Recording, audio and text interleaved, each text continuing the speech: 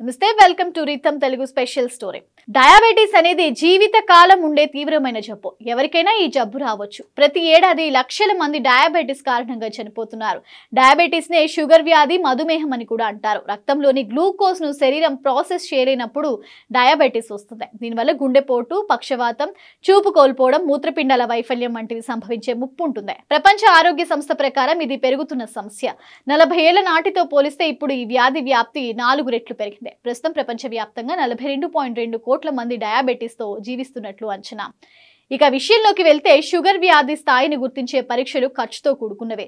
పేద మధ్యతరగతి కుటుంబాలకు ఆర్థికంగా ఇబ్బంది. చిన్నారుల్లో మధుమేహాన్ని కొలిచేందుకు సూదితో పడిచి శరీరం నుంచి రక్తం తీస్తున్నప్పుడు నొప్పి భరించలేకపోతున్నారు.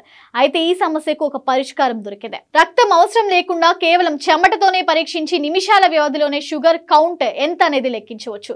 ఏలూరు జిల్లా ఉంగుటూరు మండలం నారాయణపురానికి చెందిన ఊసా చిరంజీవి శరీరంలో గ్లూకోజ్ ను నిర్ధారించడానికి ఎలక్ట్రోకెమికల్ పరికరాన్ని కనుగొన్నారు.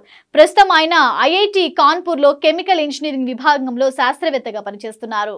18 ఏళ్ల లోపు చిన్నారులు టైప్ 1 డయాబెటిస్ బారిన పడుతున్నారు. రోజు 4 సార్లు గ్లూకోజ్ పరీక్షలు చేసుకుని ఇన్సులిన్ వేసుకోవాల్సి వస్తుంది. క్రమం తప్పితే కోమాలోకి వెళ్లిపోయే అవకాశాలు కూడా ఎక్కువగా ఉంటాయి. టైప్ 2 డయాబెటిస్ బాధితులది ఇదే పరిస్థితి.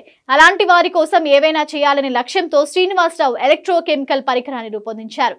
ఈ పరికరాన్ని 2 ఏళ్ల పాటు భారత ప్రభుత్వం పేటెంట్ హక్కులు అన్ని విధాలుగా పరీక్షించి గత ఏడాది డిసెంబర్ 29న పేటెంట్ హక్కులు నిర్ధారిస్తూ ధ్రువపత్రం జారీ చేసింది. అయితే ఈ పరికరానికి మరికొన్ని పరీక్షలు చేసిన తరువాత లాంఛనంగా మార్కెట్లోకి విడుదల చేయనున్నారు. దీంతో షుగర్ వ్యాధితో రక్త పరీక్షలకు ఇబ్బందులు పడే వారికి వెసులుబాటు కలుగుతుంది. ఓ తెలుగువాడు ఈ పరికరాన్ని కనుగొనడం పట్ల అనేక మంది అభినందనలు తెలియజేస్తున్నారు. ఇది వాళ్ళ స్పెషల్ స్టోరీ. చూస్తూనే ఉండండి రీతం తెలుగు.